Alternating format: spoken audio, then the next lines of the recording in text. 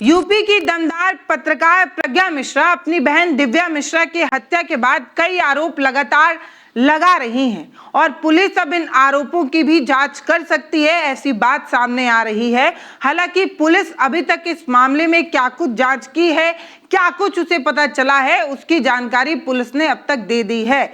मानस ने जो social media पर स्टेटस लगाया था, जो आरोप लगाया था, अब उस आधार पर प्रज्ञा के बयान को भी दर्ज किया जाएगा, ऐसी जानकारी सामने आ रही है। हालांकि इस स्टेटस को लेकर प्रज्ञा ने कई आरोप पहले से ही लगा दिए थे कि जब कोई इंसान सुसाइड या मर्डर करने जाता है तो वह आखिर वक्त में अपनी मौलिक भाषा, अपनी मूल भाषा, अपनी स्वाभाविक भाषा का इस्तेमाल करता है। लेकिन जो स्टेटस था वो पूर्ण इंग्लिश में लिखा हुआ था, जबकि मानस इंग्लिश का इस्तेमाल करते हैं। ऐसा लगता है कि इस स्टेटस को किसी और ने लगाया है। इस पूरे मामले में प्रज्ञा लगातार से किसी थर्ड पर्सन, किसी मास्टरमाइंड की बात कर रही हैं। लगातार इस एंगल में पुलिस का ध्यान खींच रही हैं, लेकिन पुलिस शायद अभी तक इस एंगल में सोच नहीं पाई है। अब इस एंगल में सोचने की जरूरत है पुलिस को, ऐसा लगता है। लखनऊ के गोमती नगर में अपनी पत्नी दिव्या मिश्रा और बहन सीबा की हत्या करने के बाद खुद को गोली मारने वाले बैंक अफसर मानस वाजपेयी को अवैध असलहे उपलब्ध कराने वाले व्यक्ति तक पुलिस अभी तक नहीं पहुंच पाई है। ये हथियार किसने उपलब्ध कराया, यही तो सवाल है। एक मामूली सा बैंक कर्मचारी तीन अवैध हथियार कहां से कैसे पा जाता है, ये सवाल है। ये सबसे गंभीर सवाल है। प्रज्ञा का ये तक आरोप है कि वो व्यक्ति एक बार में सारी सब्जियां तक नहीं खरीद सकता था, इतना संपन्न नहीं था। उसने तीन अवैध हथियार कैसे इकट्ठा कर लिए, ये सवाल है। घटना के बाद पुलिस को भी 3 अवैध हथियार मिले थे, लेकिन उसका स्रोत क्या है, वो कहां से आया, इसके बारे में अभी तक कुछ भी नहीं पता चल पाया है। जांच टीम अभी इस एंगल में कुछ भी खोज नहीं पाई है, सफल नहीं हो पाई है। पता है खास बात क्या है? खास बात यह है कि दोनों पक्षों की ओर से अभी तक कोई तहरीर नहीं दी गई है।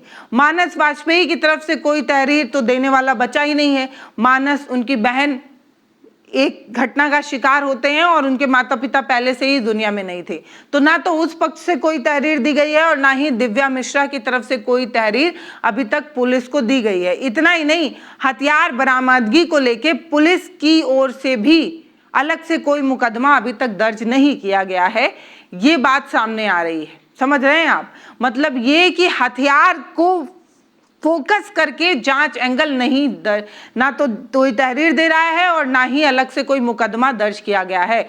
तो जो सबसे महत्वपूर्ण सवाल है वो 3 अवैध हथियार, उस पर शायद उस तरीके से जांच नहीं हो रही है। हालांकि एक ही दिन तीन लोगों की मौत हो जाना सनसनीखेज मामला बन गया था, खास तौर पर उस प्रदेश के लिए जिस प्रदेश को अपराध मुक्त बताया जाता है। उत्तर प्रदेश की राजधानी लखनऊ के दिल में दिन दहाड़े एक आदमी अपनी पत्नी को गोली मारता है, फिर घर जाकर अपनी बहन को भून देता है, फिर खुद अपनी जान ले लेता है। इस खबर ने लोगों को परेशान किया।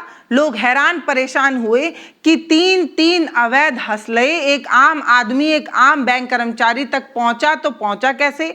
लेकिन हमारी पुलिस, जिसका खौफ अपराधियों में कम आम आदमी में ज्यादा होता है, वो आज भी उस सप्लायर को नहीं ढूंढ पाई है जिसने असलहे उपलब्ध कराए थे, जिसने असलहे बेचे थे। प्रज्ञा ने बिल्कुल साफ शब्द में कई बातें कही थी। पहला ये कि मानस ने जब दिव्या को गोली मारी उसके बाद बैंक और घर के बीच की दूरी 15 से 20 मिनट थी, लेकिन उनको पहुंचने में लंबा समय लगा। ये जो वीवीआईपी इलाका है, अगर इसके ट्रैफिक को भी जोड़ लिया जाए तो ये दूरी 25 मिनट से अधिक की नहीं हो सकती, लेकिन मानस बैंक से निकलते हैं और अपने घर पहुंचने में 40 से 45 मिनट का समय लगाते हैं। अब आप ही बताइए कि इतने देर एक आदमी कहाँ रहा होगा? वो आदमी जिसने अपनी पत्नी की अभी हत्या की, वो आदमी रास्ते में रुककर गोलगप्पा तो खा नहीं रहा होगा, कहीं तो गया होगा ना, किसी से तो मिला होगा ना। क्या ये वही था? क्या ये वही सप्लायर था जिसके पास मानस हत्या के बाद पहुंचते हैं? वही सप्लायर जिसने 3 अवैध असलहे दिए, या फिर वो शख्स जो पूरी घटना की साजिश रच रहा था, इस पूरी घटना का मास्टरमाइंड था? सोचने की जरूरत है कि आखिर मानस कहाँ रुका, उस एंगल पर जांच करने की जरूरत है। उसके बाद एक अचानक से रिचार्ज होकर आना और घर में अपनी बहन और खुद की हत्या कर लेना, ये अपने आप में बहुत परेशान करने वाली बात है। प्रज्ञा लगातार कह रही हैं कि मानस ने ये सब कुछ अकेले नहीं किया है, वो जरूर किसी के संपर्क में था, जरूर ही उसका कोई गाइड था, कोई मास्टरमाइंड था जो उसके दिमाग में लगातार जहर घोल रहा था, उसके दिमाग से खेल रहा था। लेकिन हमारी पुलिस जो सोशल मीडिया पर सरकार के खिलाफ एक पोस्ट करने वाले आदमी को 10 मिनट के अंदर ढूंढ लेती है, वही पुलिस आज तक उस आदमी को नहीं ढूंढ पाई है जो इस पूरी खेल का मास्टरमाइंड है। हालांकि इस मामले में अभी भी लगातार जांच की जा रही है और इस जांच के दौरान मानस के मोबाइल की कॉल डिटेल निकाली गई। कॉल डिटेल में वारदात से पहले आखिरी बातचीत एक ऑटो चालक से हुई थी। इसी ऑटो चालक से दोबारा से जांच की जा रही है।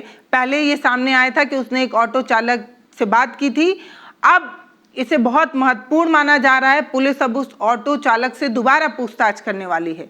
पुलिस ये पता लगाने की कोशिश कर रही है कि मानस ने उसे किस सिलसिले में बातचीत की थी और इतना भी जानने की कोशिश कर रही है कि क्या ड्राइवर को ये बात पहले से पता थी कि मानस क्या करने वाला है, उसने क्या प्लान बना रखा है, उसकी गतिविधियों के बारे में उस ऑटो वाले को पहले से जानकारी थी या नहीं।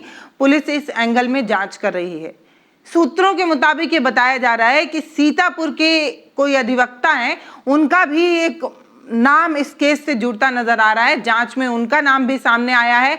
पुलिस की टीम अधिवक्ता के बारे में जानकारी जुटाने के लिए लगातार सीतापुर जा रही है, जानकारी इकट्ठा कर रही है और कुछ संदिग्धों से लगातार पूछताछ की जा रही है। लेकिन अभी भी उस जो सप्लायर था, हथियार सप्लायर, उसका ठोस सबूत और कोई सुराग नहीं मिल पाया है। यहाँ ये सवाल नहीं हो सकता क्या कि एक आम नौकरी पेशा वाला आदमी जो बैंक में काम करता है, वो अचानक से चलता फिरता अंडरवर्ल्ड डॉन कैसा बन गया?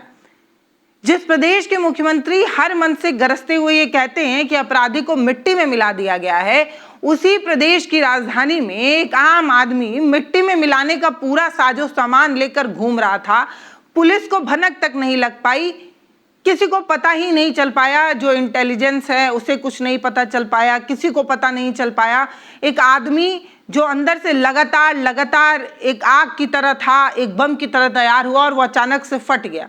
इसके लिए कौन जिम्मेदार है भाई? कौन है जो उस आग में लगातार घी डाल रहा था? और अगर एक आम बैंक कर्मचारी को इस तरीके से ट्रेन करके तैयार किया जा सकता है तो न जाने कितने और लोग तैयार हो रहे होंगे। ये सोचने की जरूरत है कि यूपी में इस तरीके के असलहे कहां से, कैसे और कब उपलब्ध हो रहे हैं, इसके बारे में जानकारी क्यों नहीं मिल पा रही है। ये बड़ी घटना है, प्रज्ञा से जुड़ा है इसलिए बड़ी घटना नहीं है, यह आम लोगों की सुरक्षा से जुड़ा मसला है, इसलिए बहुत ज्यादा जरूरी मसला है। एक आम आदमी की जिंदगी इतनी सस्ती नहीं हो सकती। अब कहा यह जा रहा है कि पुलिस जो है वो मानस के बैंक खातों और उनके वित्तीय लेन देन का ब्यौरा भी खंगाल रही है कि कहां, कब, किन किन परिस्थितियों में कितना पैसा खर्च किया गया। जांच इस बात पर केंद्रित है कि घटना से करीब 1 सप्ताह पहले मानस किन किन लोगों से मिले और कोई बड़ा ट्रांसफर उन्होंने किया तो वही जो है वो असलहा देने वाला हो सकता है। पुलिस को आशंका है कि अगर किसी संदिग्ध व्यक्ति को बड़ी रकम भुगतान के रूप में दी गई होगी तो बहुत हद तक चांस है कि वो हथियार खरीदने के लिए ही दी गई होगी या उसकी मदद से जुड़ा वो शख्स हो सकता है। लेन देन में सामने आने वाले व्यक्तियों से पूछताछ के बाद हो सकता है कि पुलिस हथियार उपलब्ध कराने वाले व्यक्ति तक पहुंच जाए। पुलिस इस कोशिश में लगातार जुटी हुई है।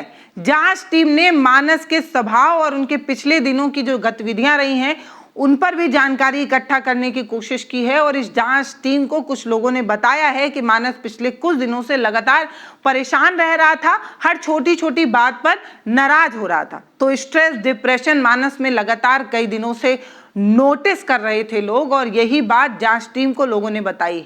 पुलिस अब इस पहलू पर भी जांच कर रही है कि क्या मानस ने अकेले ही पूरी वारदात की योजना बनाई थी, खुद ही मास्टरमाइंड था, खुद ही सब कुछ किया था या किसी और व्यक्ति ने उसकी मदद की, उसको संपर्क किया या उसे किसी तरीके की मदद की, जैसा कि प्रज्ञा लगातार कह रही है कि कोई तीसरा है। 3 अवैध हथियार मिलने के बाद ये सवाल और ज्यादा महत्वपूर्ण हो गया कि हथियार कहां से आए थे और मानस तक उसे किसने पहुंचाए। तो पुलिस भी हो सकता है कि वो जो थर्ड पर्सन है, जो मास्टरमाइंड है, उस एंगल में जांच जो है वो करेगी, जैसा कि प्रज्ञा ने उस थर्ड पर्सन के बारे में कहा था और पुलिस उस मामले में जांच कर रही है। इंस्पेक्टर ब्रिजेश चंद्र तिवारी का ये कहना है कि मामले में सभी पहलुओं की जांच की जा रही है। ऑटो चालक से दोबारा पूछताछ की गई है, वित्तीय लेन देन समेत कई साक्ष्यों की जांच लगातार की जा रही है। ये सब कुछ इसी जांच का एक हिस्सा है, इस तरीके की बात सामने आई। तो लगातार पुलिस अपने स्तर से कई जांच कर रही है और हो सकता है कि इस जांच का एक हिस्सा प्रज्ञा भी बने, क्योंकि प्रज्ञा लगातार कई जांच का एंगल दे रही हैं, कई आरोप लगा रही हैं, बहुत कुछ कह रही हैं। और क्योंकि स्टेटस में प्रज्ञा और भरत तिवारी का नाम था, मानस वाजपेयी अपनी पत्नी की हत्या करने के बाद अपनी और अपनी बहन की जान लेने से पहले एक स्टेटस लगाए थे जिसमें प्रज्ञा और भरत का नाम था। तो अब कहा जा रहा है कि पुलिस इस एंगल में जांच कर सकती है। तो आगे आने वाले कड़ी में क्या होगा, लेकिन अभी पुलिस ने ये बताया है कि वो उस ऑटो ड्राइवर को ढूंढ चुकी है, उससे पूछताछ कर रही है और लगातार उनके फोन को ट्रैक किया जा रहा है। ये सारी बात जो है वो सामने आई। इस खबर में अभी के लिए इतना ही, लेकिन हम इस खबर पर अपनी नजर रखे हुए हैं, जैसे ही कोई डिटेल आता है आपको बताएंगे। नमस्ते, मैं पल्लवी हूँ, आप भारत एक नई सोच देख रहे हैं। बहुत धन्यवाद। हमारे वीडियो का नोटिफिकेशन सबसे पहले पाने के लिए प्ले स्टोर से हमारे ऐप भारत एक नई सोच को अब इंस्टॉल करें।